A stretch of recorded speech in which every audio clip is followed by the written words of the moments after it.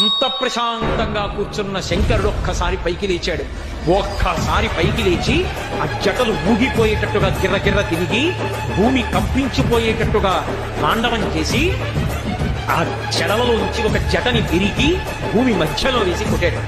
ఆయన అంత కోపంతో కొట్టేటప్పటికే అందులోంచి ఒక ఉగ్రభూతం పైకి లేచింది.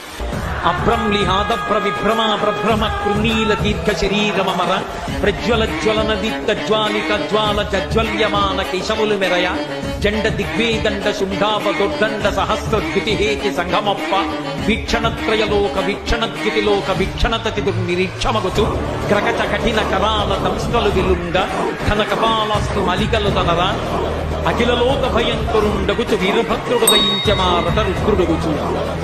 పెద్ద కపాలమాలతోటి భూమి ఆకాశములు ఏకమైపోయేటట్టుగా ఆకాశం కదులుతోందా అన్నంత పొడుగ్గా సహస్ర బాహువులతో అనేక ఆయుధాలు పట్టుకుని